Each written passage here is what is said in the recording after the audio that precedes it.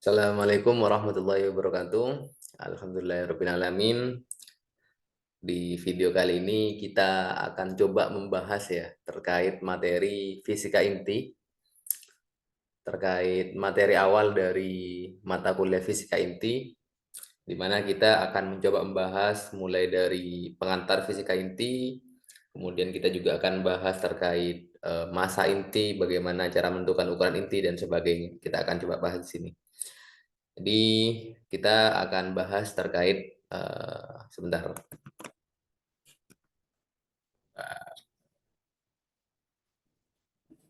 Kita akan bahas terkait pengantar fisika inti. Oke, ini judul dari diskusi kita kali ini. Nah, kita bicara fisika inti. Fisika inti berarti fisika yang mempelajari tentang inti. Nah, sebelum kita bahas terlebih lanjut terkait inti, fisika inti, sebenarnya inti sendiri itu apa sih? Apa itu inti dan kenapa kita perlu mempelajari inti dan mengapa sampai di sini ada mata kuliah tersendiri yang mempelajari fisika inti. Nah, sebelum kita bahas lebih lanjut terkait apa itu fisika inti, kita harus tahu dulu sebenarnya inti itu apa dan untuk apa kita belajar itu. Oke, pertama ya, istilah inti. Jadi kalau misalkan mungkin teman-teman tahu ya, kalau misalkan kita punya benda, misalkan anggap apa ya, misalkan kita punya eh, punya ya laptop ini misalkan, atau HP yang sedang teman-teman coba gunakan. Tuh misalkan kita pecah dia, pecah dia. Jadi masing-masing komponennya terus kita akan dapat kalau ternyata benda apapun itu dia tersusun dari molekul-molekul yang per molekul tersusun dari atom-atom.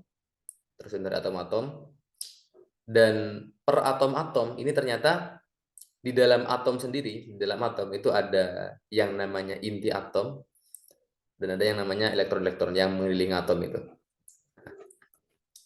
Nah, sekarang sebenarnya apakah ini benar? Dari mana kita tahu inti itu ada? Dan sebenarnya sejak kapan orang tahu kalau di dalam atom itu ada inti? Nah, ini balik lagi ke sejarah bagaimana atom itu dimodelkan ya. Oke, kita bakal sedikit bahas tentang sejarah atom. Jadi pertama kali kita tahu ada model atom dari Dalton yang menganggap atom itu dia seperti bola pejal, gitu aja, tidak ada penjelasan spesifik lebih lanjut.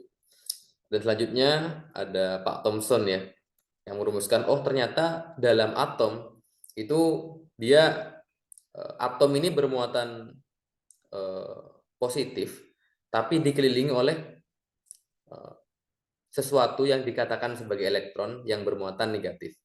Jadi semacam dalam bola atom ini tersebar elektron yang dia bermuatan negatif.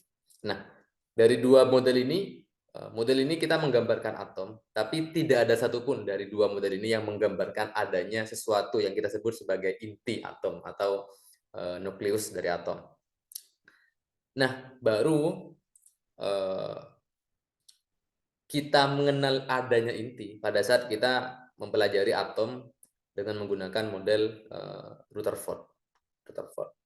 Jadi Rutherford merumuskan kalau sebenarnya atom itu terdiri dari inti atom yang dikelilingi oleh elektron-elektron sebagaimana planet mengelilingi tata surya ya. Itu kan model yang kita kenal ya. Nah, berbicara tentang ini sebenarnya ada yang menarik. Kenapa akhirnya dari Thomson yang dia tidak merumuskan adanya inti hingga akhirnya ke Rutherford, ke model atom Rutherford yang di sini ada sesuatu yang kita sebut sebagai inti. Bagaimana akhirnya inti ini ditemukan? Kira-kira bagaimana dan apa ya? Boleh katakan apa yang menyebabkan model Rutherford ini memiliki inti gitu? Yang di Thomson tuh nggak ada gitu. Hingga akhirnya ini pertama kalinya kemudian orang-orang para fisikawan itu tahu kalau sebenarnya ada sesuatu dalam atom yang lebih kecil yang kita sebut sebagai inti. Nah, ini ya pertama kali orang tahu ada inti. Oke, ini menarik juga sebenarnya gimana Rutherford merumuskan ada sesuatu yang disebut inti itu. Oke, kita bakal coba bahas sedikit ya, sekilas balik sejarah terkait bagaimana Rutherford merumuskan adanya inti atom. Oke, jadi ya ini katakanlah Pak Rutherford ya, ini Pak Rutherford ya, Pak Rutherford yang juga muridnya Pak Thomson sebenarnya. Nah, Pak Rutherford ini ingin menguji apakah benar model atomnya Thomson, ini model atom Thomson ya, itu apakah benar seperti itu. Nah, Pak Rutherford berpikir pada saat misalkan sebuah atom itu memiliki eh, muatan positif dengan elektron yang tersebar merata gitu. Harusnya pada saat kita tembakkan sesuatu yang bermuatan, maka pasti ada efek. Jadi misalkan kita punya ini atom ya tadi ya dengan model Thomson ya. Ini plus dikelilingi min min min min ada banyak min ya. Terus kita tembakkan sesuatu yang dia eh, bermuatan, katakanlah partikel alfa. Partikel alfa ini muatannya positif. Nah, kita tembakkan ke sebuah atom, maka apa yang terjadi kira-kira? Apa yang terjadi kira-kira? Di sini kita bisa lihat kalau muatan negatif ini tersebar merata ya. Jadi seharusnya pada saat kita deteksi, anggap ini kita letakkan pendeteksi ya di samping ini, maka seharusnya pada saat ada partikel alfa ditembakkan, dia harus tersebar merata. Ada yang disebarkan ke sana, ke sana, ke sana, ke sana. Tidak kemudian terkumpul ke satu arah saja. Nah, itu yang seharusnya ya. Nah, tapi apa yang terjadi? Yang terjadi adalah, oke, kita anggap kita tidak tahu sebenarnya model atom itu apa. Ya, anggap kita belum bisa buktikan apakah model atomnya Thomson itu benar atau salah. Jadi kita anggap aja model atom, ada atom gitu. Terus kita tembakkan, ada banyak partikel alfa, kita tembakkan ke sini, kita tembakkan ya. Nah, apa yang terjadi? Ternyata pada saat sebuah atom ya, kita tembakkan dengan partikel alfa, alfa ini yang bermuatan positif ya. Ternyata kita bisa lihat bahwa ternyata sebagian besar dari partikel alfa ini bakal diteruskan. Nah, tapi ada yang menarik, ternyata ada juga meski sangat sedikit partikel itu yang dibelokkan, belokkan ke sana misalnya. Dan ada juga, tapi jauh lebih sedikit lagi, ada partikel yang dipantulkan. Jadi ada partikel alfa yang dipantulkan, sampai mantul. Meski memang sebagian besar ada yang diteruskan. Jadi seakan-akan pada saat kita tembakkan partikel kemudian di atom ini dia tidak membelokkan, hanya apa ya, hanya sekedar lewat saja, seakan-akan berarti tidak ada interaksi, atau seakan-akan partikel alfa ini tidak menumbuh apa-apa gitu, sehingga dia tidak mengalami pembelokan. Tapi ternyata ada juga yang berbelok, bahkan berbalik arah, meski dengan jumlah yang sedikit. Nah, apa maknanya? Ini yang akhirnya Pak Rutherford coba simpulkan. Kesimpulannya Pak Rutherford, seharusnya dalam atom yang tadi awalnya dari gambarannya Pak Thomson ya, dia dianggap sebagai ini bermuatan positif dan dikelilingi oleh elektron yang tersebar dengan muatan negatif. Nah, ini modelnya Pak Thomson ya. Nah, Pak Rutherford merevisinya. Kalau seandainya apa itu namanya? Sebentar. Tak coba kecil sebentar. Oh, kok hapus sebentar. Oke. Nah, ini model atomnya Pak Rutherford ya. Kalau seandainya sinar alfa itu kebanyakan diteruskan, maka seharusnya eh, kebanyakan volume yang diisi oleh satu atom itu merupakan ruang kosong. Dan katakanlah partikel alfa ya. Misalkan di sini ada ada elektron-elektronnya. Tapi kebanyakan nggak memberikan efek kepada sinar alfa yang ditembakkan. Jadi boleh dikatakan harusnya massa dari elektron itu jauh lebih kecil dibandingkan partikel alfa. Dan yang menarik juga, tentu pada saat ada yang sampai dibelokkan, maka pasti ada sesuatu yang bisa membelokkan partikel alfa ini, bahkan bisa sampai memutarbalikkan. Dan agar partikel alfa ini bisa sampai putar balik, bisa sampai berbalik arah, maka pasti harus ada sesuatu yang kuat banget, harus ada sesuatu yang sangat kuat, tapi sangat terkonsentrasi di satu titik, sehingga sebagian besar bisa diteruskan. Nah, itulah kenapa Pak Rutherford menyimpulkan adanya sesuatu yang disebut sebagai inti ini, di mana inti ini dia bermuatan positif, sehingga pada saat ada partikel alfa masuk dia ditolak ya. Misalkan agak jauh ya dibelokkan, tapi kalau lumayan dekat dia bisa sampai diputar balikkan ya. Jadi Pak Rutherford menyimpulkan, oh ternyata seharusnya dalam atom itu kebanyakan ruang kosong dan masanya terpusat di inti, di mana inti sendiri dia bermuatan positif dan dikelilingi oleh elektron yang bermuatan negatif, layaknya planet yang mengelilingi surya. Jadi sejak inilah orang mengenal apa yang disebut sebagai inti atom. Dan semenjak ini pula akhirnya para fisikawan tertarik untuk mempelajari yang disebut sebagai inti ini.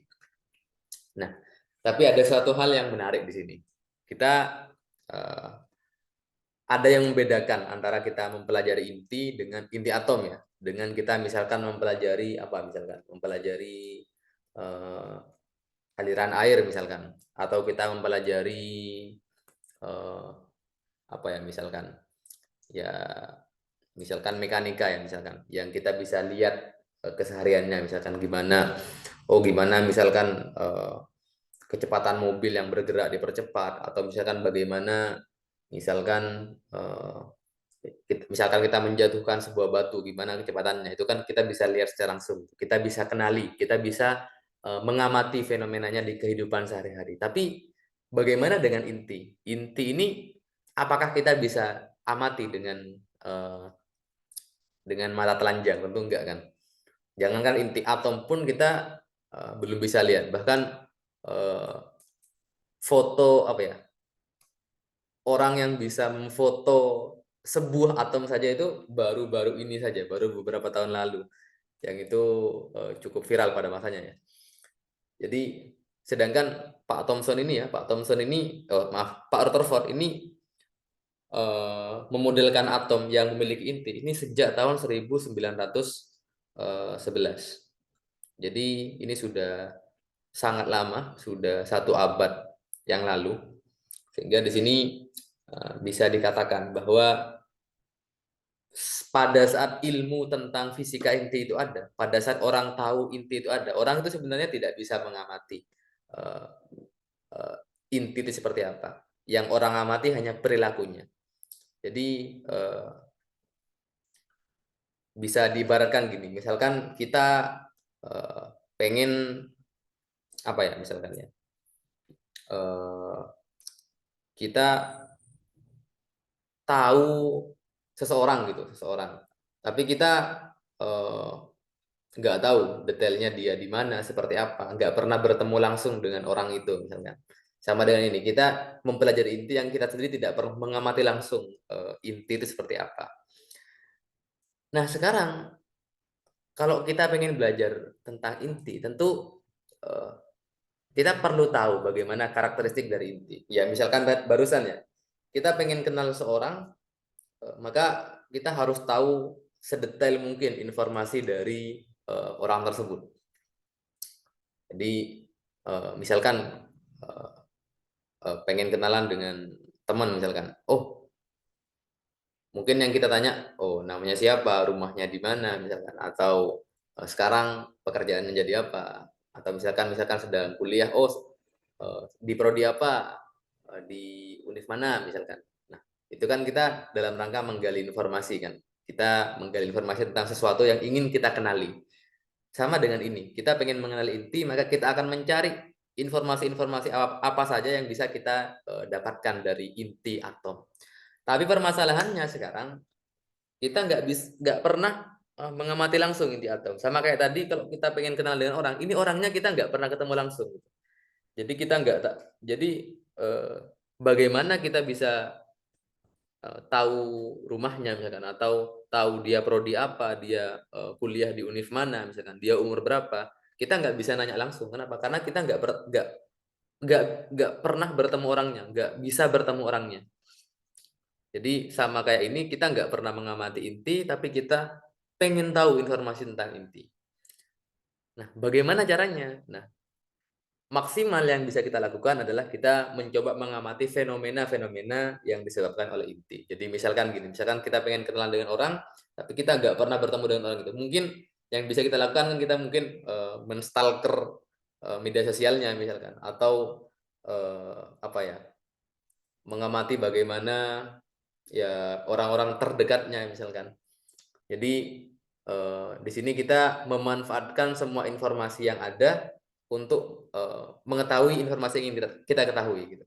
Sama dengan ini, kita nggak bisa kita nanya langsung, inti kamu berapa masanya, kita nggak bisa nanya itu. Jadi yang bisa kita amati, kita bisa fenomena apa yang ditimbulkan inti, dan kita bisa simpulkan. Sebagai contoh tadi massa, kita nggak bisa menimbang langsung inti karena kita bahkan tidak pernah melihat langsung ya inti itu seperti apa yang di atom. Tapi kita bisa amati bagaimana fenomena-fenomena yang terjadi yang disebabkan inti, sehingga kita bisa olah informasi itu untuk kenal lebih dekat dengan seseorang yang kita sebut sebagai inti atom. Oke, itu dia apa yang akan kita pelajari. Jadi kita akan berkenalan lebih dekat dengan sesuatu yang kita sebut sebagai inti atom. Nah, apa yang akan kita coba gali di sini? Kalau kita punya benda fisik ya bagaimana kita bisa mengidentifikasi benda? Kita harus tahu, eh, ya oke, tak ibaratkan orang tadi, orang. Kita misalkan harus tahu siapa namanya, misalkan, atau tempat tanggal lahirnya di mana, atau mungkin nomor WA-nya berapa, misalkan. Atau misalkan sekarang umur berapa, misal, dan lain sebagainya. Sama dengan itu, pada saat kita bicara sebuah besaran fisika ya, yang kita akan olah itu, kita pengen tahu variabel-variabel apa saja yang bisa kita dapatkan dari sini. Entah misalkan masanya berapa, misalkan ukurannya seberapa besar, atau mungkin apa ya, misalkan kerapatannya seberapa rapat, dan lain sebagainya. Besaran-besaran fisika ini yang ingin kita coba cari tahu. Ya, oke. Nah, itu dia. Sekarang kembali ke inti tadi. Kita punya benda yang kita tidak tahu itu seperti apa, dan kita pengen coba berkenalan dengan benda ini, maka kita pengen tahu apa saja besaran-besaran yang bisa kita dapatkan, bisa kita kenali dari sesuatu yang disebut sebagai inti atom ini. Oke, jadi sekarang pembahasan selanjutnya kita akan bahas yang namanya besaran pada inti atom. Oke, bentar coba geser ya.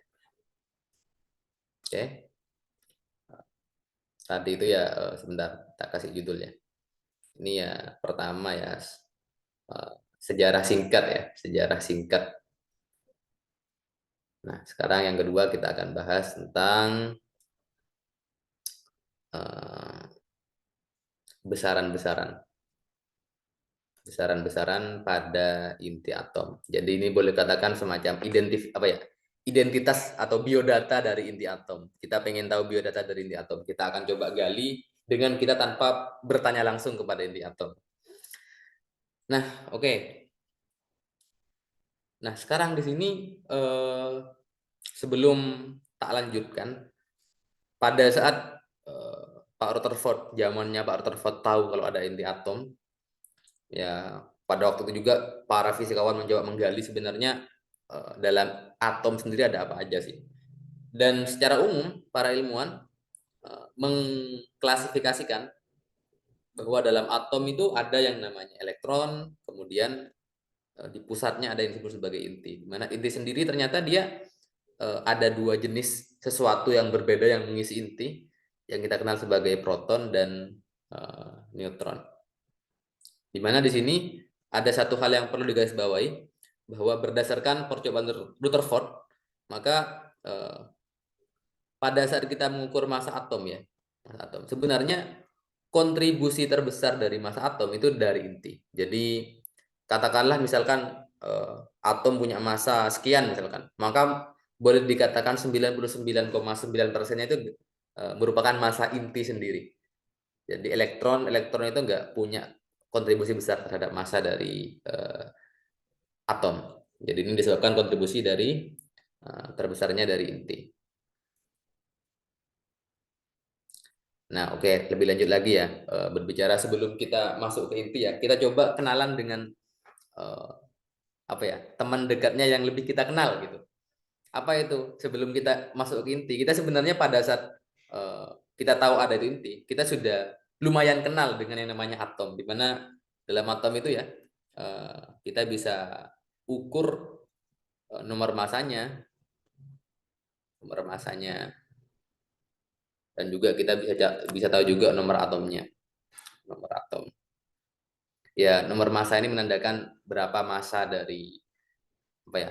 Massa dari suatu atom, dan nomor atom ini ya menandakan berapa banyak proton yang dimiliki atau elektron yang dimiliki suatu atom netral.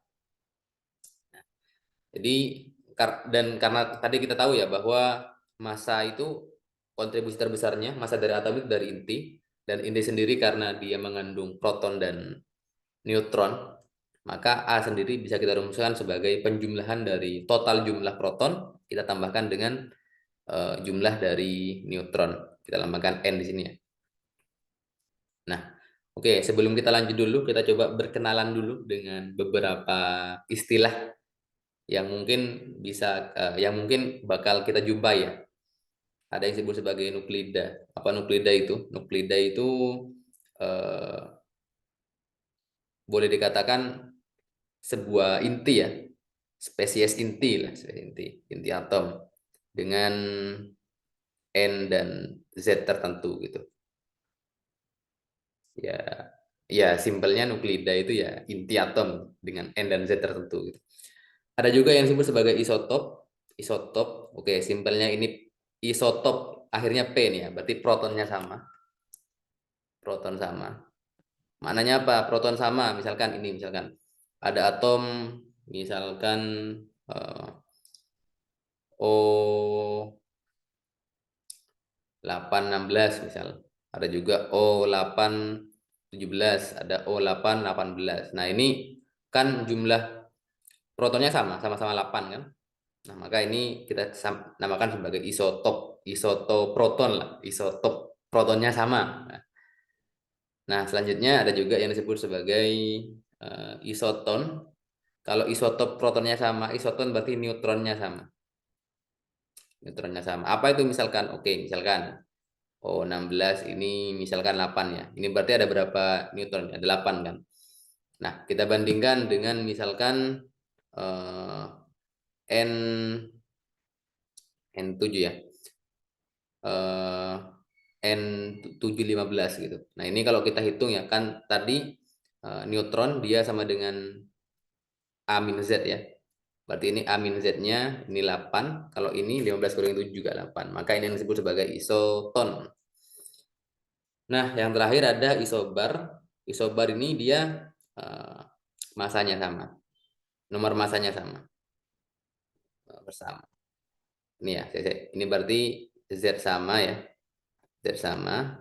Ini berarti N sama. Yang terakhir ini berarti A sama. Apa misalkan?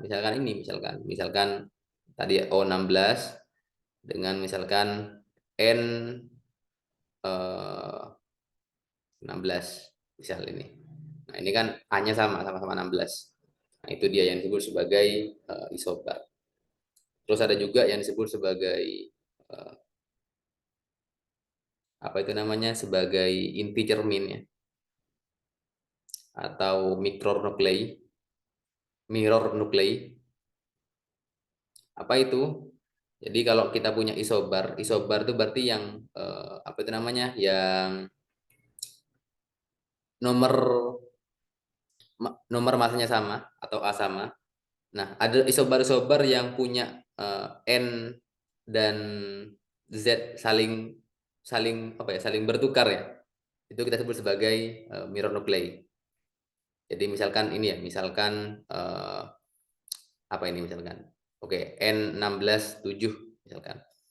Nah, ini kan protonnya 7, neutronnya ada berapa berarti ini? Ini berarti 9 ya. Nah, sekarang eh, ada juga misalkan F ini 9 ya. Tapi ini juga 16. Ini kan isobar sama-sama 16. Tapi yang ini berarti neutronnya 8, proton oh maaf, neutronnya 9, protonnya 7. Tapi kalau yang ini itu neutronnya yang 7 tapi protonnya 9 gitu. Jadi ini beberapa istilah ya. Dan kembali lagi ya, tadi kita bilang kita pengen tahu, kita pengen berkenalan dengan inti, tapi untuk kenal inti kita harus tahu besaran-besaran yang ada pada inti. Dan yang paling umum yang pertama ya kita harus tahu berapa massa dari inti. Dan sebelum itu kita harus definisikan dalam sesuatu yang kita sebut sebagai satuan massa. Oke, ini saya angkanya bener nggak ini? Oke, ini 2. Oke ya, 2,1 ya. Ini kita bahas satuan massa ya. Nah, oke. Eh, kita tahu ya bahwa atom itu sangat kecil dan masanya pun sangat kecil, sehingga inti pun akan sangat sangat kecil sekali masanya.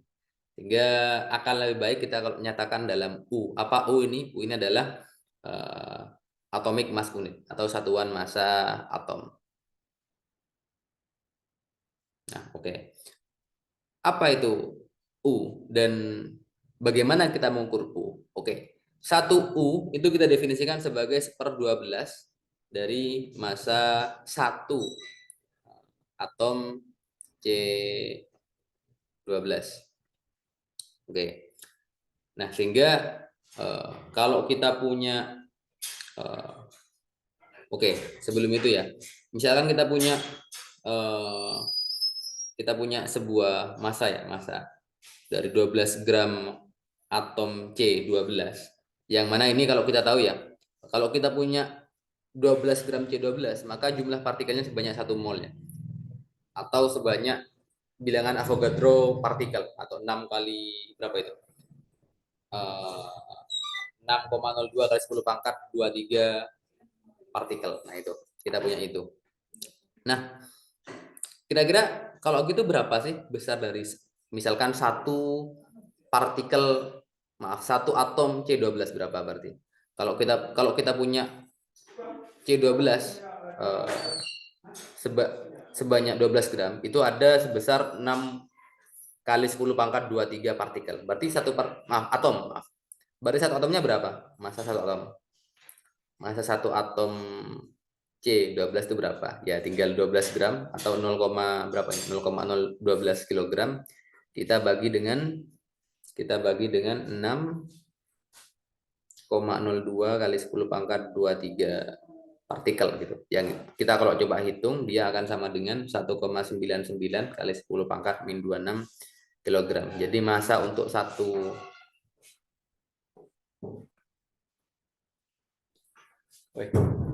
sampai Win. Ada siapa aja di sekolah? Kosmik sih. Oh, kosmik iya. Ngelaprak semua ya. Iya. Mana ya?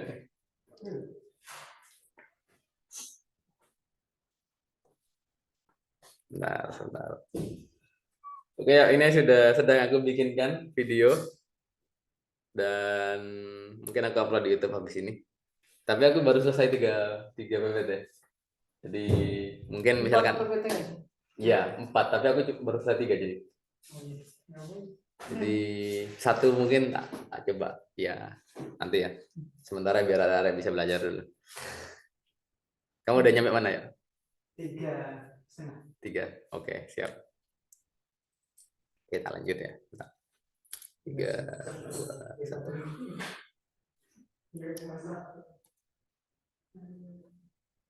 Astagfirullah, ini yang aku resume share-nya bukan bukan Apa? bukan pause recording. Ya wes lah, tak edit aja ntar lagi. Oke. 3, 2, 1. Oke. Jadi kita sudah mendapatkan massa dari satu atom C12 itu sebesar segini. Nah, sekarang pertanyaannya berarti berapa satu U? Tadi satu U didefinisikan sebagai 1/12 dari massa ini ya. Jadi satu U itu bisa kita tuliskan dia sebagai 1/12 kali 1,99 kali 10 pangkat min 26 kilogram. Oke. Itu satu U. Dan akhirnya kita bisa tahu ya, kalau ternyata massa proton itu dia sama dengan 1,007276 U, kemudian massa elektron dia 0,000550 U, terus apa lagi? Massa neutron dia sama dengan 1,008665 U, dan massa hidrogen itu berarti proton tambah elektron ya. Dia 1,007825 U. Oke.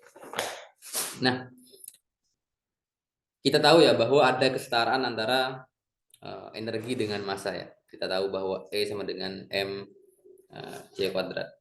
Nah, kira-kira berapa sih energi yang dimiliki oleh satu U massa? Satu U massa itu berapa energinya? Oke, kita coba hitung ya. Kita bisa tahu kalau massa itu ya, massa satu U tadi kan 1,66 kali 10 pangkat min 27 kilogram. Dan C itu kan 3 kali 10 pangkat 8 meter per sekon kuadrat. Ini kalau kita hitung dan kita ubah dalam mega elektron volt, kita dapatkan 931,494 mega elektron volt. Yang artinya kita bisa tahu juga bahwa besarnya C kuadrat dia sama dengan 931,5 mega elektron volt per 1 U ya. Oke. Nah, oke, dari sini kita bisa coba hitung macam-macam ya. Misalkan kita pengen tahu berapa energi diamnya proton misalkan. Oke. Energi diam proton. Nah, ini ya tinggal kita masukkan aja berapa massa proton, kita kalikan dengan C kuadrat. Atau dia sama dengan berarti massa proton tadi 1,007276 U, kita kalikan dengan 931,5 mega elektron volt per U. Ini kalau kita masukkan dia ketemu 938,3 mega elektron volt. Dan yang kedua, misalkan kita ingin tahu energi diam neutron misalkan. Neutron itu dia En ya, En. Ya sama aja dengan massa neutron, kita kalikan dengan C kuadrat. Nah, ini kita dapatkan 1,008665 U, 931,5 mega elektron volt per U. Oke. Ini dia sama dengan 939,6 mega elektron volt. Terakhir, misalkan kita ingin hitung berapa energi diam dari elektron misalkan. Nah, dia sama dengan 0, massa elektron ya. Massa elektron itu dia berarti ME kita kalikan C kuadrat, dia sama dengan 0,000550 U, kita kalikan 931,5 mega elektron volt, dia sama dengan 0,511 mega elektron volt. Oke. Kita bisa lihat ya bahwa perbedaan energinya jauh banget, karena kita juga tahu bahwa massa dari proton dan neutron itu lebih besar, jauh lebih besar dibandingkan elektron. Jadi pun energi diamnya juga bakal jauh lebih besar. Oke, itu terkait massa ya, massa dari masing-masing komponen pada inti ya, kita sudah coba definisikan. Nah, sekarang ada juga besaran lain yang kita sebut sebagai packing fraction dan mass defect. Apa itu? Oke, kita coba tulis ya. Jadi selanjutnya kita bakal coba bahas tentang packing fraction,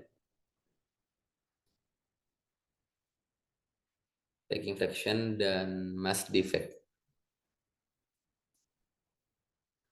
Oke, apa ini? Oke, kita coba bahas. Oke, kita definisikan F itu sebagai packing fraction ya. Packing fraction. Apa itu? kita definisikan dia sebagai massa atom. Massa atom kita kurangi dengan bilangan massa. Bilangan massa kita bagi dengan bilangan massa. Bilangan massa. Oke. Nah, apa maknanya ini? Oke, kita coba misalkan. Misalkan kita pengen cari berapa massa atom dari eh, apa misalkan? Misalkan massa atom dari oksigen misalkan. Oksigen. Oksigen tuh kalau kita tahu ya nomor massnya 16, nomor apa itu? Nomor atomnya 8. Nah, kalau kita coba hitung ya, kita coba hitung eh, berapa massa dari oksigen, sebenarnya dia nggak pas 16 U. Tapi 16 katakanlah ini coba cek ya. Eh, misalnya ya, misalkan ya, dia 16,023 misalnya U. Nah, kita bisa lihat bahwa ternyata ada perbedaan antara bilangan massa, nomor massa dengan berapa massa sesungguhnya dari sebuah atom. Dan kita bisa coba lihat ya. Jadi misalkan kita ingin tahu berapa F dari atom oksigen dengan nomor massa 16 ini, maka ya dia sama dengan 16,023 U, kita kurangi dengan 16, kita bagi dengan 16. Jadi boleh dikatakan apa itu F, apa itu packing fraction? Packing fraction ini bisa kukatakan sebagai perbandingan antara berapa selisih dari antara massa atom dengan bilangan massanya, kita bagi dengan bilangan massanya. Nah, itu yang kita sebut sebagai packing fraction. Dan tentu saja ya berdasarkan definisi tadi, karena tadi satuan massa atom itu kita definisikan dari atom C12 ya. Jadi kalau kita masukkan masanya atom C12 ya pasti dia sama dengan 12 U ya. Sehingga pasti packing fractionnya untuk C12 dia sama dengan 0 karena 12 dikurang 12 per 12 dia sama dengan 0. Oke. Itu dia tentang packing fraction. Nah, selanjutnya oke sebentar ini tak kasihan ya. Ini yang pertama kita bahas packing fraction. Yang kedua kita bakal bahas tentang mass defect. Mass defect. Oke. Nah, apa itu mass defect? Tadi kita tahu bahwa uh, kita bisa mengukur berapa massa inti. Oke, gini aja sebentar tak gambarkan. Inti tadi kita definisikan dia tersusun dari proton-proton dan para neutron-neutron. Jadi katakanlah kita punya inti ya. Kita punya inti katakanlah. Nah, ini misalkan ini proton, proton, proton. Oh, sorry. Proton misalkan neutron, neutron, neutron. Nah, sekarang aku pengen nanya, berapa sih massa dari inti ini? Oke. Mungkin ada dua cara yang bisa kita logikakan ya. Yang pertama, kita bisa aja langsung ukur semuanya. Kita anggap dia sebagai satu kesatuan dan kita ukur berapa masanya. Kita dapatkan dia sebagai massa inti. Nah, atau juga bisa kita, kenapa kalau nggak gini aja? Kita misalkan ini ya, dalam kasus ini 3 kali massa proton kita tambahkan aja dengan 3 kali massa neutron. Nah, sekarang pertanyaannya, apakah ini sama dengan ini? Secara logika, kalau inti tersusun dari 3 proton dan 3 neutron, ya harus sama dong harusnya. Tapi ternyata dalam kenyataannya, ternyata ini tidak sama dengan ini. Alasannya kenapa? Oke, kita akan bahas setelah ini. Tapi sementara sekedar tahu dulu bahwa ternyata massa dari inti itu tidak sama dengan massa dari total proton dan neutronnya. Nah, selisih dari massa inti dan massa dari penyusunnya berarti massa total massa proton dan massa neutron itu yang kita sebut sebagai massa defect massa, atau ada juga yang nyebut defisiensi massa ya. Nah, apa itu? Oke. Jadi kita definisikan MD ya. MD itu sebagai mass defect. Mass defect. Jadi MD itu kita definisikan sebagai berapa total massa dari nukleon. Ya, nukleon itu ya berarti proton dan neutron ini ya. Kita kurangi dengan massa dari inti. Nah, oke. Ini kita juga bisa katakan seperti ini ya. Total massa neutron berarti berapa jumlah proton? Z. kita kalikan dengan masanya proton, kemudian kita tambahkan dengan berapa jumlah neutron, kita kalikan dengan masanya neutron. Oke. Lalu kita kurangi dengan massa inti. Gimana caranya dapat massa inti? Ya tinggal berapa masanya atom. Massa atom kita kurangi dengan jumlah elektron. Karena dalam inti stabil kan jumlah elektronnya sama dengan proton ya. Berarti Z kali Me. Nah, ini juga kita bisa sederhanakan lagi ya. Ini ZMP tambah NMN, kita tambah dengan ZME, ini min ketemu min ya. Lalu kita kurangi dengan massa atom. Massa atom kita katakan sebagai M aja ya. M, Z katakanlah. Ini M besar berarti massa atomnya. Nah, oke. Jadi atau juga kita bisa definisikan lagi ya. Z massa proton tambah Z massa elektron itu sama aja dengan Z kali massa hidrogen. Kita tambahkan dengan N kali massa neutron, kita kurangi dengan massa atom. Jadi kita bisa pakai ini, bisa pakai ini, bisa pakai ini, bebas terserah. Sama aja sebenarnya. Oke, itu mass defect atau selisih dari massa antara penyusun-penyusun suatu inti dengan massa inti itu sendiri. Ternyata ada beda. Kenapa ada beda? Ada alasannya, tapi kita akan bahas setelah ini. Nah, kembali ke tadi ya. Tadi kita pengen tahu identitas dari sebuah inti. Kalau kita pengen tahu identitas dari inti, kita harus tahu besar-besar apa aja yang ada pada inti. Dan kita sudah mengetahui tentang massa inti dan semacamnya. Nah, sekarang masuk ke selanjutnya. Kita pengen tahu bagaimana bentuk dimensi ruang dari inti itu sendiri. Sebenarnya seperti apa sih inti, seberapa besar dan bentuknya seperti apa. Nah, berdasarkan eksperimen Rutherford tadi, eksperimen Rutherford. Nah, kita bisa tahu bahwa bentuk inti itu kita bisa dekati sebagai bentuk bola. Jadi kita bisa anggap bahwa inti itu sebagai bentuknya seperti bola. Dimana kalau kita bicara bola ya pasti ada jari-jari bola. Nah, jari-jarinya ini yang kita sebut sebagai jari-jari inti. Ya, ini berarti tersusun dari proton-proton dan neutron-neutron ya. Dan kita bisa tahu bahwa inti jari-jarinya dia kita bisa nyatakan sebagai sebanding dengan A pangkat sepertiga, di mana A itu adalah nomor massa. Jadi makin besar masanya, makin besar juga jari-jarinya. Dengan perbandingannya, misalkan apa itu namanya? Misalkan A-nya itu naik, misalkan jadi 2 kali lipat, misalkan 2 kali lipat, maka R-nya bakal naik menjadi 2 pangkat 3 kali lipat gitu. Nah, ini yang bisa kita simpulkan. Oke. Nah, selanjutnya bicara dengan ini juga ya. Tadi kita sudah membahas tentang packing fraction, mass defect. Nah, selanjutnya kita lanjutkan terkait ini ya. Kita bakal jawab membahas tentang ukuran inti. Jadi kita selain kita coba pengen tahu bagaimana masanya, kita juga pengen tahu bagaimana ukurannya ya. Dimensi ruangnya, besaran volumenya berapa lah simpelnya. Dan lain semacamnya. Pun misalkan apakah di inti itu dia persebarannya homogen atau misalkan apakah enggak, misalkan apakah di inti itu juga makin ke tengah makin padat atau malah yang padat di permukaan. Nah, itu yang kita nggak tahu dan kita coba pengen cari tahu.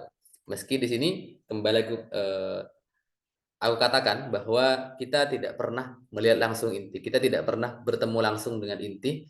Jadi kita pada saat kita pengen kenal inti, kita nggak bisa nanyain inti, kenalan dengan inti. Tapi kita mau tidak mau harus, boleh kuibaratkan menstalker inti itu. Kita mencari informasi tanpa kita bertemu langsung dengan yang disebut sebagai inti. Nah, dari mana kita tahu? Nah, kita bisa mengamati apa aja fenomena yang bisa disebabkan oleh inti itu sendiri. Nah, apa aja fenomenanya? Nah, oke, ternyata pada pada inti atom ya, pada inti atom. Oke, sebentar. Kalau kita pengen tahu ukuran dari inti, ukuran inti. Nah, kita bisa tahu dari apa interaksi yang terjadi pada inti atom. Nah, jadi ukuran inti kita dapat tentukan dengan adanya interaksi. Ada dua jenis interaksi yang ada pada inti atom. Nah, apa saja itu? Nah, ada yang disebut sebagai interaksi elektromagnetik, ada yang disebut sebagai interaksi nuklir kuat.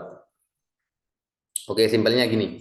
Sebenarnya di alam ini ada semua gaya-gaya yang ada itu sebenarnya hanya disebabkan oleh 4 jenis gaya.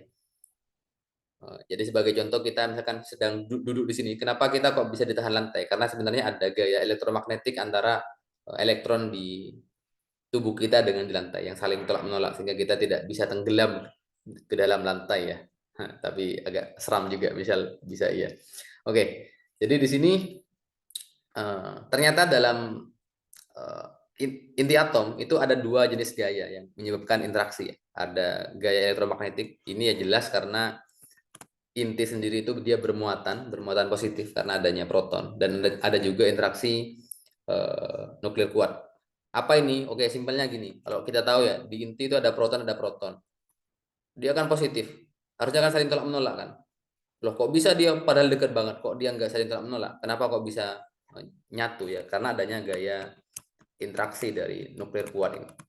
Nah, itu dia. Jadi di inti atom ini ada dua jenis interaksi. Nah, apa yang bisa kita dapatkan kalau kita nyoba menghitung bagaimana interaksi elektromagnetiknya, kita bakal dapatkan informasi tentang distribusi proton. Proton saja ya. Kenapa nggak neutron? Karena neutron nggak bermuatan, jadi kita tidak bisa menentukan bagaimana distribusi dari neutron. Kalau yang kita tinjau hanya interaksi elektromagnetik. Tapi kalau kita tinjau interaksi nuklir kuat, nah kita bisa mendapatkan distribusi tidak hanya proton ya, tapi juga proton dan neutron. Nah, tapi apa yang dilakukan ilmuwan? Tentu ilmuwan dulu nggak tahu langsung ada ini ya. Jadi bagaimana ilmuwan fisikawan dulu mengamati bagaimana distribusi dari distribusi dari inti, ya maksimal yang bisa dilakukan hanya mengamati bagaimana distribusi dari proton. Berarti kita hanya bisa menghitung bagaimana interaksi yang disebabkan oleh gaya elektromagnetik di sini. Nah, oke. Itu ya. Dan akhirnya para ilmuwan dapat kalau ternyata apa itu namanya? Distribusi muatan dalam inti itu bisa dinyatakan dalam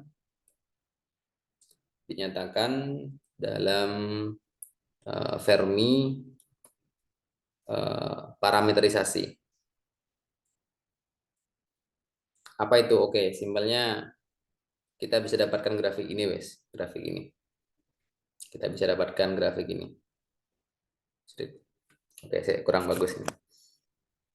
Nah, oke, ini ya.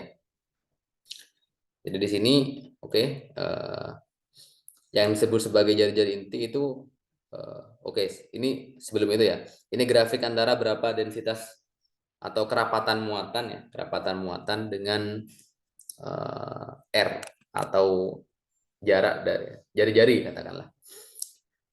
Nah, di sini kita bisa lihat bahwa awalnya muatan dari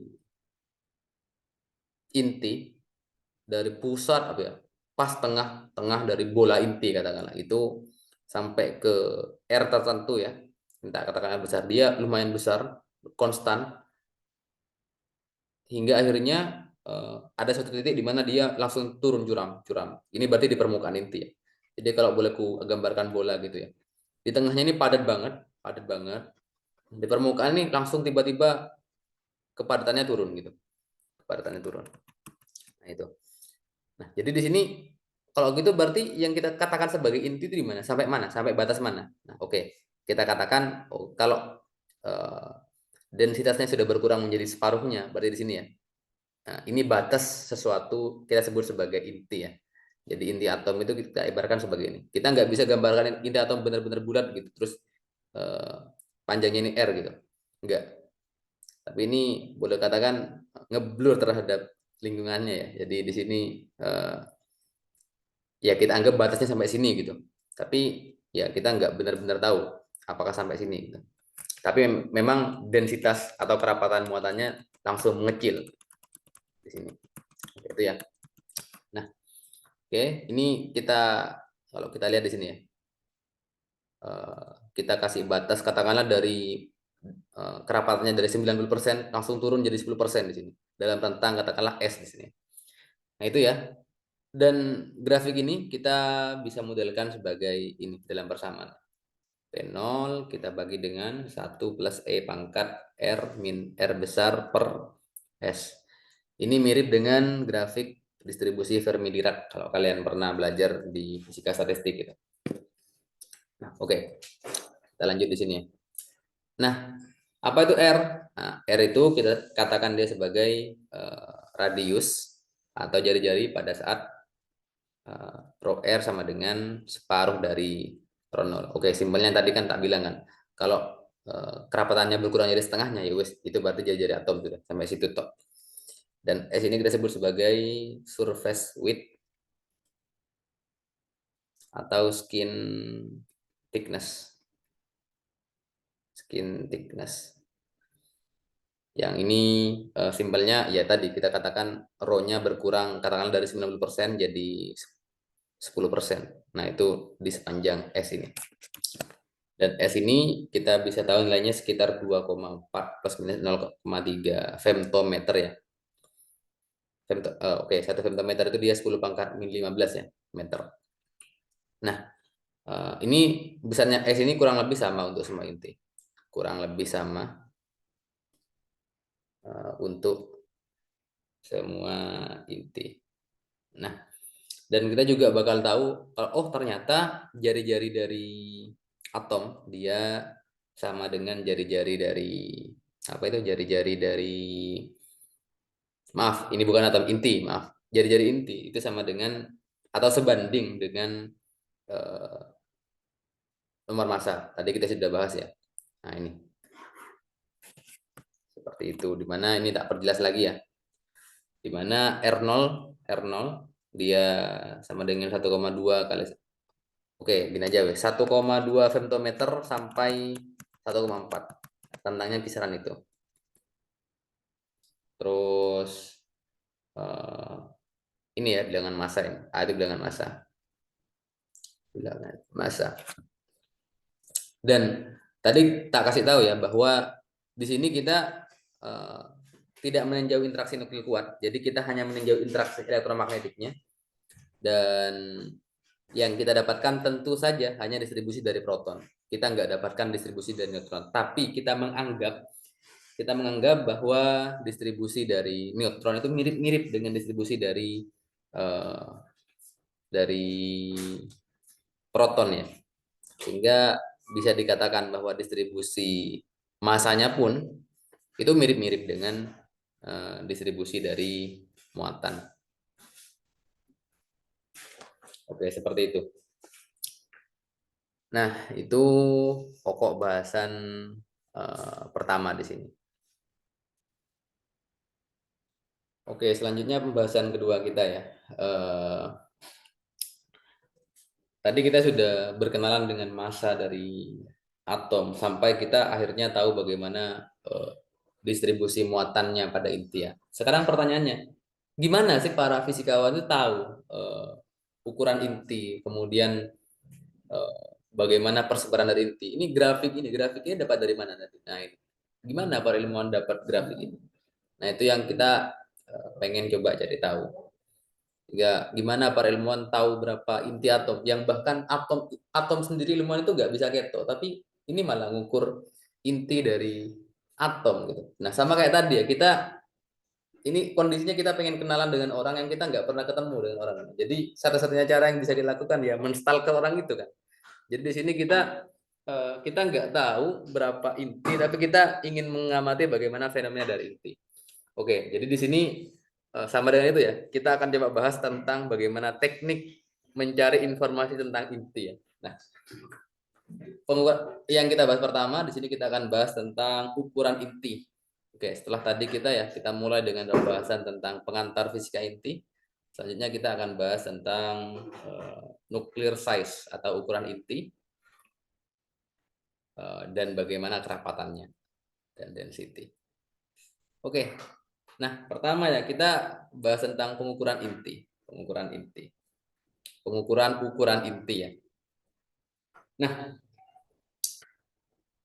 tadi kita tahu bahwa dalam inti ada interaksi elektromagnetik, ada interaksi nuklir kuat. Tapi di sini para ilmuwan awalnya hanya bisa melakukan pengukuran di berapa sih besarnya gaya elektromagnetik, karena inti itu punya proton ya. Jadi kita bisa mainkan bagaimana interaksinya. Nah, jadi gini, kalau kita punya muatan, apa yang terjadi kalau muatan itu punya kecepatan dan dia ada dalam medan magnet, ada dalam medan magnet. Katakanlah ini, bentar, biar jelas ya. Katakanlah kita punya bidang x, y, z ya, x, y, z ya. Nah, oke, katakanlah kita punya muatan, dia gerak ke arah y, lalu ada medan magnet yang arahnya ke arah x. Apa yang terjadi? Nah, maka yang terjadi pasti akan ada gaya yang arahnya tegak lurus terhadap V maupun B. Tergantung dia muatannya apa. Nah, ini bisa kita tentukan dengan aturan tangan kanan ya. Kalau dia muatannya negatif, dia bakal arahnya ke atas. Ada gaya yang arahnya ke atas. Tapi kalau dia positif, dia bakal ada gaya yang arahnya ke bawah. Nah, dengan ini kita ingin mencoba tentukan berapa massa dari inti. Oke. Nah, gimana caranya? Oke, di sini kita yang pertama ya, anggap kita punya atom. Oke, katakanlah ini atom dengan dua proton, ini proton, proton, ini neutron, neutron ya. Neutronnya katakanlah 3 misalkan. Nah, kalau netral berarti dia punya dua elektron ya. Dua elektron. Oke, berarti apa ini? Atom helium ya, atom helium ya. Oke lah, atom helium ini. Nah, apa yang pertama kita perlu lakukan? Yang pertama kita perlu mengionisasi. Yang kita mau hitung kan massa dari inti kan. Dan tentu aja kalau dia itu ada elektron, dia netral. Kita nggak bisa kena medan magnet. Jadi nggak bakal ngefek apa-apa. Jadi ini kita perlu buang dulu para elektronnya, sehingga kita hanya punya inti saja. Ini berarti proton, proton, neutron, neutron, neutron. Nah, setelah... Oh, sebentar, sebentar. Sebentar, sebentar. Oke, sorry, sorry. Sebelum gini ya. Ini tak hapus dulu. Ini selanjutnya setelah ini. Oke. Kalau kita punya benda bermuatan, kita kena medan magnet, dia bergerak, maka bakal ada gaya Lorentz. Kalau dia elektron, dia berarti arahnya ke sana. Ada F, ini katakan elektron ya. Nah, oke. Sekarang apa yang terjadi pada saat ini inti ya katakan, dia bermuatan positif kan? Nah, terus ada elektron yang lewat di sini. Ada elektron yang lewat. Ada elektron yang lewat. Nah, oke, pasti dia ada interaksi kan? Ada interaksi. Yang awalnya gerak ke sana, dia bakal belok, Sekarang katakanlah ada dua elektron, yang satu ini lebih dekat lagi, dia gerak gitu. Berarti kan kalau makin dekat kan makin kuat tarikannya, berarti dia makin belok. Dan makin jauh elektron itu dia makin tidak berbelok. Nah, sama dengan ini yang akhirnya dimanfaatkan oleh para ilmuwan untuk membuat eksperimen ya, untuk mengetahui bagaimana ilmuwan pengen tahu ini, katakanlah tadi Pak Rutherford dan kawan-kawan ya. Beliau ternyata setelah menemukan bentuk atom ya, nggak hanya diam saja tapi juga mencoba mencari tahu hal-hal lain. Dan ini ya kita coba apa itu namanya, gambarkan dulu bagaimana mekanismenya ya. Oke. Jadi katakanlah kita punya di sini, kita punya apa itu, kita punya akselerator. Kita pengen mempercepat sebuah elektron di sini, terus kita coba arahkan. Kita coba arahkan. Ini kalau misalkan kita kasih apa ya, tabung yang ada medan magnet, ini tak namakan deflektor magnet ya, deflektor magnet. Tadi kita sudah bahas ya, kalau kita punya medan magnet, kita bisa membelokkan arah dari elektron, sehingga elektron yang masuk sini kita bisa belokkan. Oke, di sini kita coba belokkan lagi, kita belokkan lagi. Nah, di sini kita coba, kita punya sebuah sebuah apa ya, sebuah atom inti target di sini. Nah, di sini ada detektor. Jadi kalau ada elektron yang kena ke sini, pasti bakal terbelokkan kan, terbelokkan. Seberapa jauh beloknya suatu atom, ya ditentukan seberapa dekat dia dengan inti gitu. Jadi makin dekat suatu elektron melewati inti atom, maka dia bakal semakin terbelokkan. Ya ini sebagai contohnya ini. Oke, itu ya.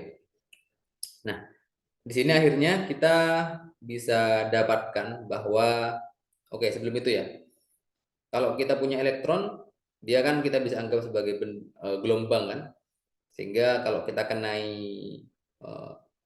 inti, dia bakal mengalami difraksi di sini. Jadi ada pola gelap terang gelap terang. Nah, oke.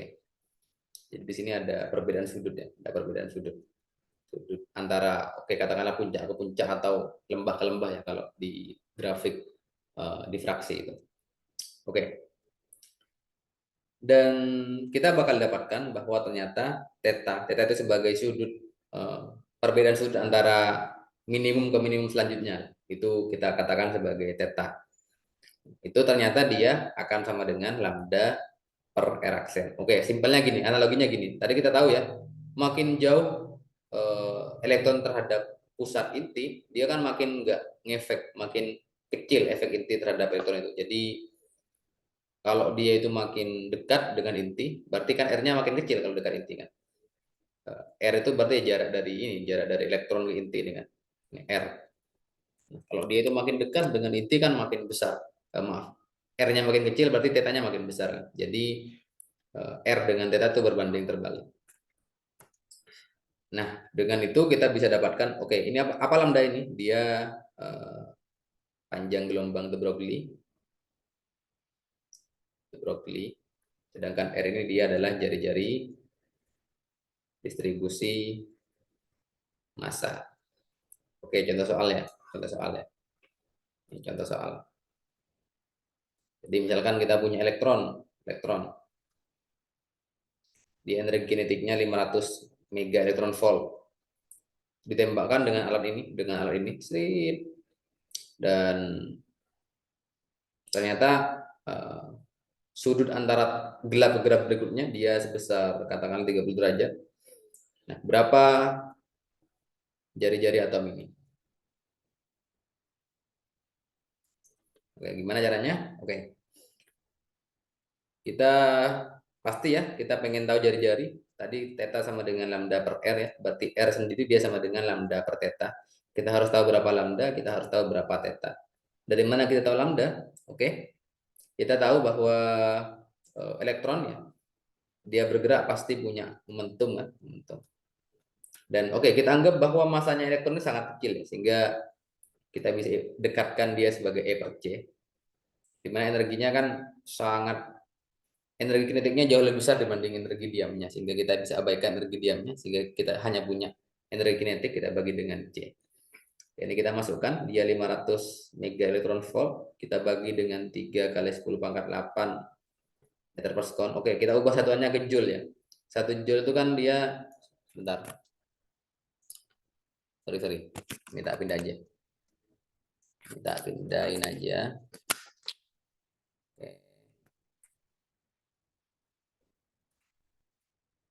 Oke. Ini 1 joule itu dia sama dengan 6,2 kali 10 pangkat 12 mega elektron volt. Oke. Ini kalau kita hitung dia sama dengan 2,7 kali 10 pangkat min 19 kilogram meter per sekon. Oke, kita dapatkan P dan kita tahu bahwa lambda de Broglie dia sama dengan H per P, kita tinggal masukkan aja. H itu 6,6 kali 10 pangkat min 34 Joule sekon. P itu tadi ketemu 2,7 kali 10 pangkat min 19 kg meter per sekon. Dan kita dapatkan dia sebesar 2,4 kali 10 pangkat min 15 meter. Sangat kecil ya. Ini berarti sekitar 2,4 femtometer ya. Nah, oke. Tadi kita sudah dapatkan bahwa R aksen itu sama dengan lambda per theta ya. Kita masukkan lambdanya 2,4 kali 10 pangkat min 15 meter bagi tetanya tadi 30 derajat. Atau kalau dalam radian dia 0,53 radian. Hingga kita dapatkan hasilnya 4,5 kali 10 pangkat min 15 meter, atau dalam femtometer dia sama dengan 4,5 femtometer. Oke, ternyata itu adalah jari-jari atomnya. Jadi oke, mungkin bagi yang masih bingung ya, theta itu dapat dari mana? Tadi kan kita punya alat ini ya, kita punya ini atom target, kita tembakkan elektron tadi ya, dan ini ada detektor. Jadi ini katakanlah theta 0, 0. Kalau gini theta 30 derajat katakanlah, ini 60 misalkan, 90 gitu kan. Nah, jadi nanti kalau kita gambarkan grafiknya, ya pasti ya di tengah itu pasti paling terang ya. Terus makin ke pinggir makin gelap. Nah, ini kan pola difraksi kan. Jadi sudut antara ini ke ini atau ini ke ini itu yang kita katakan sebagai sudut apa itu? Theta ini. Dan dari sini, dari theta ini ya, dari R ini ya, akhirnya didapatkan fungsi tadi, fungsi distribusi yang seperti ini tadi. Yang seperti ini. Nah, ya, seperti ini. Tadi itu fungsi antara rho dengan R. R adalah femtometer ya. Yus R aja lah, begini aja. Dan ada sebuah fakta menarik di sini. Ternyata makin kecil nomor atomnya atau nomor masanya ya, dia makin besar nilai dari apa ya, ronolnya ya, ronolnya.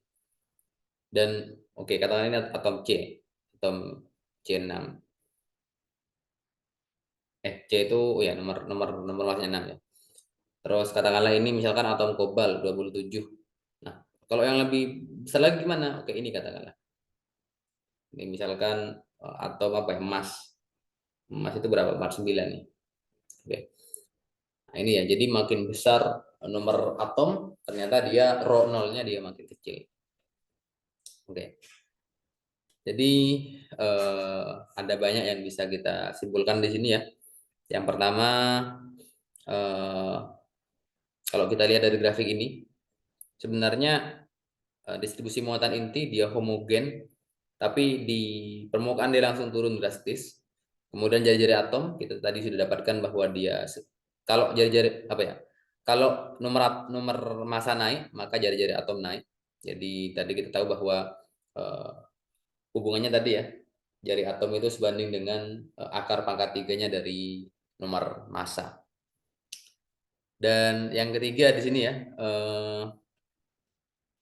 kalau kita tahu tadi kita definisikan permukaannya itu sebagai S tadi ya. Tebalnya S itu dia kurang lebih sama dengan 2B. Apa itu B? B tadi itu. Tadi B itu mana tadi? Saya bentar. Mana tadi itu? Oh, saya tak tuliskan lagi aja. Ini tadi ya, ini distribusi dari atom dia sama dengan rho 0 tak bagi 1 plus E pangkat R min A per B. Oke, jadi A itu dia sama dengan 1,07 ya kali A pangkat sepertiga femtometer. Berarti ini jari-jari ya, jari-jari atom ya. Berarti A-nya maaf, nomor nomor masanya makin besar maka jari-jarinya makin besar. Dan B ini dia ya sebuah konstanta aja 0,55 femtometer. Ya, itu ya. Dan tadi kita tahu bahwa makin besar nomor massa maka ronolnya tadi yang ini ya, ronolnya dia makin kecil. Terus yang terakhir kita bisa asumsikan bahwa distribusi dari apa ya, distribusi dari proton sama dengan distribusi dari neutron. Sehingga kita bisa ibaratkan bahwa ini Kita bisa misalkan sebentar, kita pindah agak ke atas sedikit. Oke. Jadi kita bisa mengibaratkan bahwa distribusi dari massa proton dia sebanding dengan distribusi dari massa inti. Tadi kita nggak tahu ya bagaimana distribusi dari massa inti, tapi kita hanya tahu berapa distribusi dari muatan proton. Tapi kita bisa anggap bahwa distribusi muatan di proton itu mewakili bagaimana distribusi massa dari inti itu sendiri.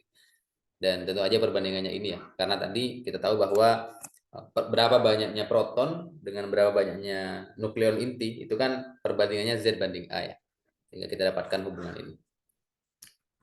Oke, itu kita sudah tahu bagaimana apa itu mendapatkan ukuran size dari inti, nuclear size and density. Nah, sekarang kita masuk ke, tadi kita udah bahas banyak tentang massa ya, tapi kita belum bahas bagaimana cara mendapatkan massa, bagaimana caranya kita menstalker massa dari sebuah inti yang kita nggak kenal, nggak pernah ketemu langsung. Gitu. Oke, ini dia, kita masuk ke pembahasan selanjutnya, kita bakal bahas tentang nuclear mass and abundance. Ya, kita akan bahas tentang bagaimana massa inti dan bagaimana kemudian kita bisa mendapatkan itu. Nah, terkait massa inti ya, massa inti. Tentu kita perlu punya metode bagaimana mengukur massa dari inti itu sendiri. Nah, cara mengukur massa inti kita bisa gunakan metode yang disebut sebagai mass spektroskopi. Oke, ini sama kayak tadi ya, kita juga berbicara lagi terkait ini. Ini kita ulang lagi terkait medan magnet. Ini kita tuliskan ulang ya di bawah ya. Oke. Nah, oke. Ngomong-ngomong tentang ini, kita akan bahas tentang spektroskopi massa yang didesain sama Bainbridge. Oke. Oke, apa di sini yang kita bisa gambarkan? Oke, sekarang bayangkan kita punya sebuah apa ya? Sebuah eh, sumber inti. Jadi di sini ada inti-inti. Ada inti-inti tapi sudah kita ionisasi. Nah, ini yang tadi yang eh, salah kebahasa di terlalu awal tadi. Oke. Jadi inti yang kita ionisasi. Maknanya apa? Kalau kita punya inti yang awalnya ada, maaf, kita punya atom yang awalnya ada inti dan elektron-elektron, kita buang para elektronnya sehingga kita punya inti. Inti saja. Atau meski nggak semua ya, tapi ada yang dibuang gitu sehingga intinya dia menjadi tidak netral. Jadi dia nggak lagi atom netral, tapi dia berubah menjadi ion. Nah, oke. Ini kita uh, punya inti ya. Sebentar tadi kita ini tak gambarkan ulang di sini. Terus kita punya inti yang kita tembakkan ke sana.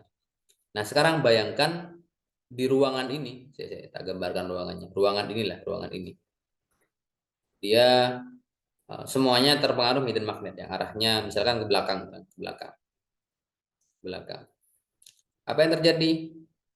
Apa kira-kira?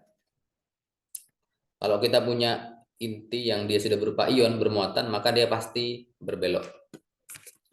Nah, apa yang terjadi misalkan kita kasih di sini kapasitor misalkan, plat misalkan yang dia bermuatan negatif dan positif. Nah, tentu ini bakal menyeleksi kecepatan. Jadi kalau yang kecepatannya eh, terlalu kecil katakanlah, dia bisa lari ke sana. Tapi kalau kecepatannya terlalu tinggi, dia bisa lari ke sana. Jadi hanya inti dengan kecepatan tertentu yang pas bisa lurus di sini. Dan setelah keluar dari sini ya dia pasti bergerak melingkar hingga kena ke detektor. Detektornya kita namakan dia sebagai uh, photographic plate. Nah, ini source-nya ya, source inti. Dan ini kita namakan dia sebagai selektor kecepatan. karena dia menseleksi kecepatan yang bisa diloloskan. Nah, apa yang terjadi selanjutnya? Oke, sebentar. Tadi kita sudah tahu ya bahwa hanya kecepatan tertentu yang diloloskan. Jadi elektron yang melewati ini dia pasti gerak lurus. Gerak lurus berarti nggak ada pengaruh gaya. Kenapa nggak ada pengaruh gaya? Berarti di sini gaya listrik dan gaya magnetnya sama besar. Sehingga V di sini pasti memenuhi E kali E, ini gaya listrik sama dengan gaya magnet B E kali V. Atau kita dapatkan V sama dengan E per B. Oke. Nah, ini kan dia gerak melingkar, pasti ada jari-jari. Jari-jari. Dan kita bisa hubungkan kalau gerak melingkar itu ada yang namanya kecepatan sentripetal, ada yang namanya gaya sentripetal ya. Dan di sini yang berperan sebagai gaya sentripetal itu gaya magnet sebesar BeV, dia sama dengan gaya sentripetal ya, berarti mv kuadrat per r. Berarti berapa m-nya di sini? Berapa massa dari inti? Dia sama dengan RBE, kita bagi dengan V. Atau dia berarti sama dengan RB kuadrat E per E. Yang ini medan listrik ya. Itu dia. Jadi dengan cara ini para ilmuwan bisa mendapatkan massa dari atom. Maaf, massa dari inti. Jadi di sini para ilmuwan tidak kemudian menimbang langsung, tapi para ilmuwan mengamati bagaimana fenomena yang disebabkan oleh inti, sehingga kita bisa dapatkan berapa massa dari inti itu sendiri. Oke, itu dia yang mungkin apa ya, kita tidak perlu bertanya-tanya ya, karena kita sudah paham, kita sudah tahu, ternyata begini caranya para ilmuwan mendapatkan massa dari inti atom. Nah, selanjutnya dengan ini juga ya, dengan metode ini juga Pak Thomson juga akhirnya menemukan apa yang disebut sebagai isotop di tahun 1911. Jadi gini, sebelum ke ini ya, kita coba bahas tentang apa itu binding energi. Apa itu binding energi? Ya, tadi kita udah bahas di awal ya, bahwa massa dari inti dengan massa dari penyusun inti itu tidak sama besar. Ada perbedaan yang kita katakan sebagai defek massa, dan dari defek massa kita bisa tahu berapa binding energi. Berarti delta E dia sama dengan MD kali C kuadrat. Nah, oke. Jadi kita bisa hitung MD-nya ya. Tadi MD kita bisa hitung dari apa aja tuh? Z kali MH tambah N kali Mn, kita kurangi dengan massa dari atomnya. Ini kita tinggal kalikan C kuadrat, kita dapatkan delta E. Ini contoh satu ya. Misalkan kita pengen hitung berapa binding energi dari 2He3. Ini berarti Z-nya sama dengan 2, A-nya sama dengan 3, N-nya sama dengan 1. Berarti delta E-nya dia sama dengan oke, kita pakai yang mana ini? Oke, ini pakai yang ini boleh, tidak apa. Berarti Z 2 kali massa hidrogen 1,007825 tambah 1 kali massa neutron 1,008665. Kita kurangi dengan masanya helium dengan nomor massa 3, berarti 3,016603. Kita kalikan J kuadrat. Ini kalau kita hitung ketemu 7,717478 mega elektron volt. Oke. Nah, dengan metode spektrometer ini yang tentunya pasti kalau apa yang terjadi kalau misalkan ada elektron, inti dengan massa yang berbeda. Pasti kalau massanya itu kecil, kalau massanya kecil dia mudah banget dibelokkan. Tapi kalau massanya makin besar dia bakal makin susah dibelokkan. Sehingga dari sini ternyata Pak Thomson ya, di tahun 1911 dia menemukan bahwa ternyata dalam atom neon itu nggak cuma ada neon 10 dan 20, tapi juga ada neon 10, 22. Yang ternyata ini persebarannya ya, 91% yang ada di alam itu bentuknya seperti ini, tapi ada juga yang seperti ini. Nah, ini Pak Thomson tahun segitu ya. Kalau yang sekarang dengan spektrometer massa yang lebih modern, ini kita juga bisa dapatkan, ternyata ada juga yang 21, tapi sangat kecil sekali. Misalnya katakan segini misalnya. Nah, begitupun dengan atom O misalkan O. Ada O16, ada O17, ada O18. Nah, ini ternyata persebarannya beda-beda. Ini 99,759%, ini 0,037%, yang ini 0,704, maaf 204%. Nah, persebarannya beda-beda.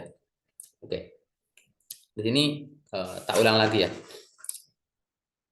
Kita pengen tahu massa, tapi kita nggak bisa nimbang langsung karena kita nggak pernah kenal sama inti ini. Di sini kita sudah bahas bahwa ternyata kita bisa lakukan, kita bisa ukur massa inti dengan cara menggunakan spektrometer massa, menggunakan spektroskopi massa. Tapi ini bukan satu-satunya cara. Ada cara lain yang bisa kita eh, lakukan. Dengan cara apa? Nah, ini tadi kita tahu bahwa ada yang disebut sebagai bidding energi ya. Ternyata ada kesetaraan antara massa dengan energi di sini. Dan apa itu? Dengan menghitung berapa keseimbangan dari energi dalam suatu reaksi ya, kita bisa tahu berapa massa dari sebuah inti. Jadi yang kedua kita bakal bahas tentang keseimbangan energi dalam reaksi inti nuklir ya. Oke. Nah, sebelum ke ini ya, ini sekedar cerita lagi ya, Pak Rutherford ya, kembali lagi Pak Rutherford ya. Di tahun 1919 beliau berhasil membuat reaksi nuklir buatan gitu. Apa itu? Simpelnya ada sebuah atom nitrogen. Nah, ini sama Pak Rutherford, dia ditembaki dengan helium, ditembak helium gitu. Apa yang terjadi? Ternyata nitrogennya ini akhirnya berubah menjadi oksigen, dan sisanya jadi hidrogen. Helium, nitrogen ini apa ya? eh, Atom yang berbeda. Kalau kita tahu di reaksi kimia itu kan pasti atom depan belakangnya kan pasti sama kan. Tapi ini enggak, ini bisa berbeda. Apa yang menyebabkan berbeda ya pasti karena jumlah protonnya bakal berbeda di sini. Ada proton dari helium yang dia lompat ke nitrogen sehingga jadi oksigen, dan karena helium tadi berkurang protonnya maka dia jadi hidrogen. Nah, apa yang terjadi di sini? Oke, kita bisa lihat ya. Kita bisa anggap gini misalkan. Anggap kita punya sebuah bola kecil A misalkan. Dia mau nabrak sebuah bola besar A besar katakan. Ini before-nya ya, ini before-nya. After-nya nabrak kan, akhirnya apa itu namanya? A ini berubah. Jadi yang nabrak dan yang tabrak itu berubah. Katakanlah jadi B dan B kecil katakan. Dia gerak ke sana. Oke, saya bentar.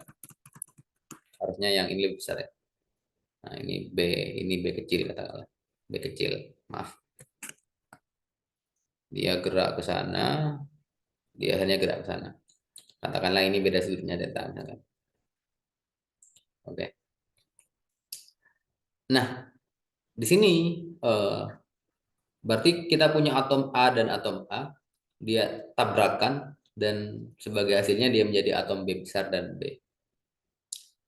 Nah, jangan lupa di sini ternyata ada, oke, di sini ternyata yang perlu digarisbawahi ya. Dari tumbukan ini massa dan energi kinetik dia nggak kekal, tapi energi total dia kekal. Energi total itu berarti energi diam tambah energi kinetik ya. Jadi di sini kalau boleh kutuliskan, energi kinetiknya A tambah energi diamnya A tambah, oke tadi atom A besar nggak gerak ya awalnya ya. Jadi cuma energi diam aja. Nah, C kuadrat dia sama dengan energi kinetiknya A besar tambah oh maaf ini B ya, sorry. B besar tambah MB C kuadrat tambah lagi dengan KB kecil tambah MB kecil C kuadrat. Oke, ini ya.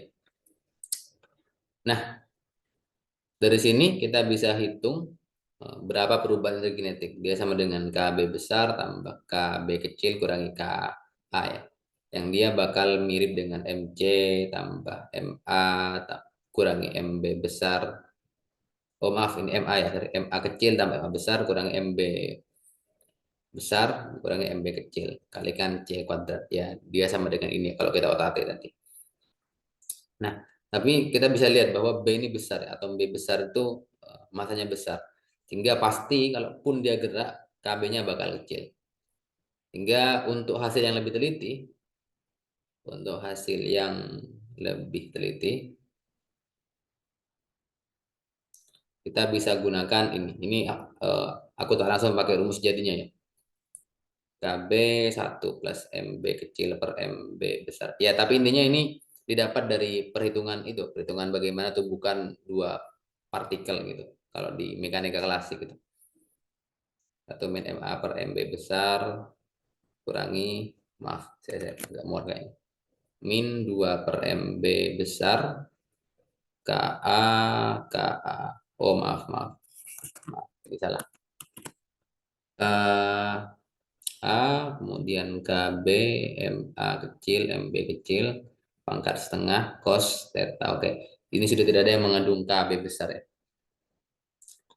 Oke, ini KB kecil ya, sorry. Nah, oke, itu dia. Nah, selanjutnya kita akan bahas tentang apa itu mass defisiensi dan binding energi. Oke, tadi sudah dibahas tapi kita coba ulang lagi sedikit ya. Nah, kalau kita ingat ya, sebentar. Kita punya grafik potensial terhadap R ya. Oke. Oke, kita punya seperti ini. Apa maknanya? Maknanya ya. Pada inti yang dia saling berikatan, berikatan,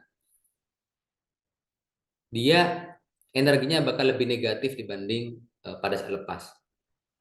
Atau energinya pasti eh, oke, katakanlah kalau inti itu kita ibaratkan sebagai kumpulan proton, kemudian neutron.